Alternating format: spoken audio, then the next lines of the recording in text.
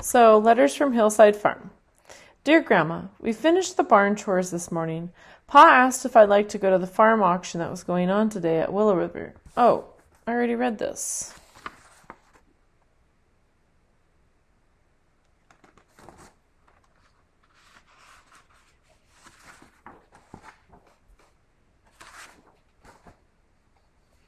Oops.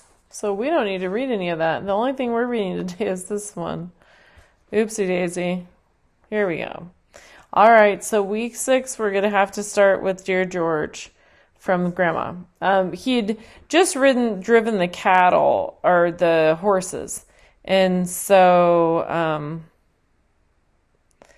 it'll be interesting to see what happens, what Grandma says. Because he went to an auction and then his dad bought a team of horses and his dad taught him how to drive them. And he said that he didn't tell him, but he kind of liked driving the horses. So here's the Grandma talking. Dear George, you and your family are surely busy. Let's see. You now have milk cows, laying hens, and a new team of horses. Just think. Here you are driving a team of horses and you're only 12 years old. That's not easy to do. And you've learned how to milk cows by hand. That's even harder than driving horses.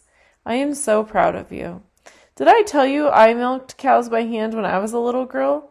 It was one of my chores on the farm by the time I was 10 years old. We had only 3 cows and I milked them every morning and night. It was not a bad job, but our log barn wasn't very warm in the winter. In summer I milked them outside when the weather was nice. We didn't have a team of horses on the home farm like you do. My father had a team of oxen that did all the heavy work, like plowing the land and pulling a big wheeled cart. I didn't have much to do with them as they were big and clumsy and moved very slowly. Their names were Fritz and Joe.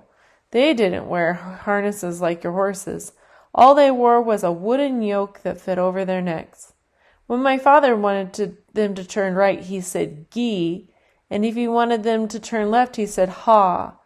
There were no leather lines like you have to turn your team of horses. Father always said Fritz and Joe were dependable. I guess that meant that they did whatever they were asked to do without complaining. Your grandfather never liked to hear anyone complain. He said everyone has problems and it doesn't help to complain about them. It's getting late and I must go to bed. Be sure to keep writing. Love, Grandma S. So we don't really have much to read today because I accidentally included ones from last week. Sorry. Now I'm going to get out my history journal because I always forget to do that. And my history notes are in the back. This one's a little harder because there isn't very much. Letters from Hillside Farm. Week 6, day 1. I'm going to underline that because it's the title. All right. 1. Miss Faith messed up and gave us the same copies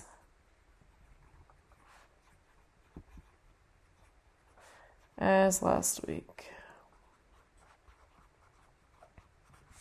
Oops. Number 2. Grandma is proud of all George's George's. Did I spell that right? Forgot the R. Gor. Faith. I'm going to blame it on my blister. Grandma is proud of all George's hard work. She milked cows like George when she was 10.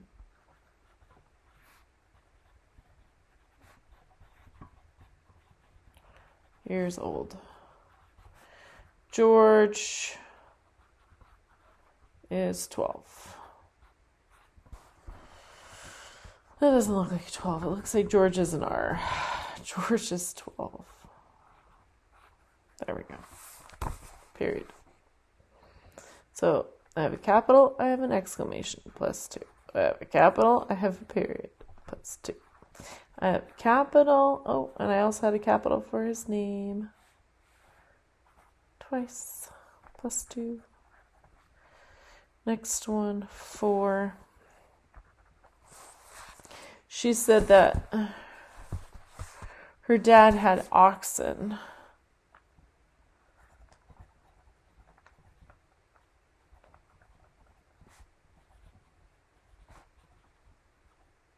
Had 2 oxen.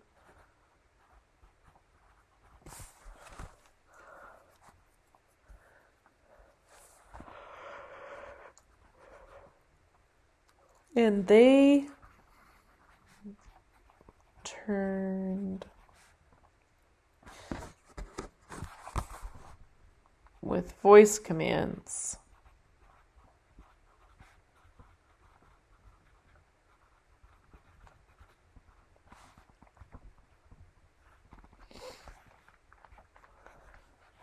Last one, 5. I wonder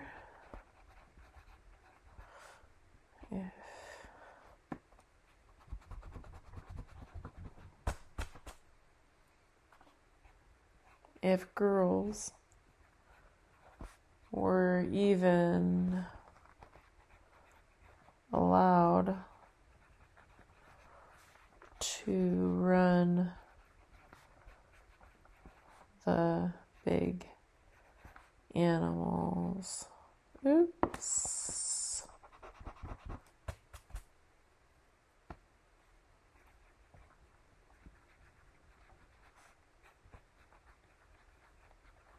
/ tractors. Because that wasn't very common. Question mark, not a period.